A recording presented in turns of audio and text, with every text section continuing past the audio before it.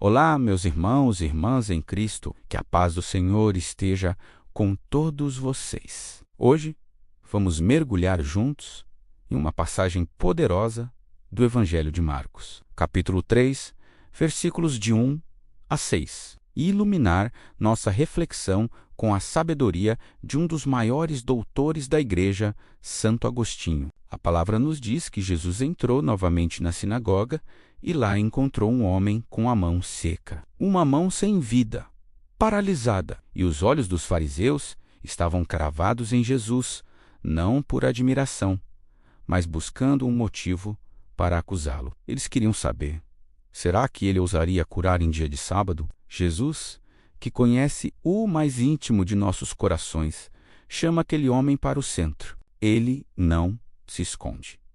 Ele traz a necessidade humana para o meio de todos. E faz uma pergunta que ecoa até hoje: é permitido no sábado fazer o bem ou fazer o mal? Salvar uma vida ou deixá-la morrer?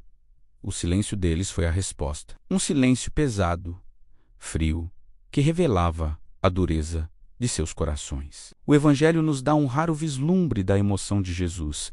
Ele olhou ao redor com ira e tristeza, não uma ira pecaminosa, mas uma indignação santa contra a maldade, contra a falta de amor. Era a tristeza de um Deus que vê seus filhos presos em regras que matam o espírito. E então, com uma simples ordem cheia de poder divino, ele diz: estende a mão. E no mesmo instante, a mão daquele homem foi curada, voltou a ter vida. O que era seco e inútil se tornou funcional e restaurado pelo poder de Cristo. Aqui entra a genialidade de Santo Agostinho. Ele nos ajuda a entender o que realmente estava acontecendo. Agostinho explica que a ira de Jesus não era um pecado, mas uma reação justa à dureza de coração. Os fariseus estavam tão apegados à letra da lei que se esqueceram do espírito dela, que é o amor. Para eles, a regra do sábado era mais importante que a dignidade e o bem-estar de uma pessoa. Santo Agostinho nos mostra que o verdadeiro mal não estava no ato de curar, mas na má vontade daqueles que o observavam. Eles transformaram um dia sagrado, o sábado, que deveria ser um dia de descanso e alegria em Deus, em uma arma, uma armadilha. Eles tinham o coração seco, incapaz de se estender para fazer o bem. Agostinho ensina que o mal não é uma coisa em si, mas a ausência ou a corrupção do bem. A mão daquele homem estava privada de sua saúde, de seu bem. Da mesma forma, o coração dos fariseus estava privado do amor, o maior de todos os bens. Jesus, ao curar, não estava quebrando o sábado, ele estava revelando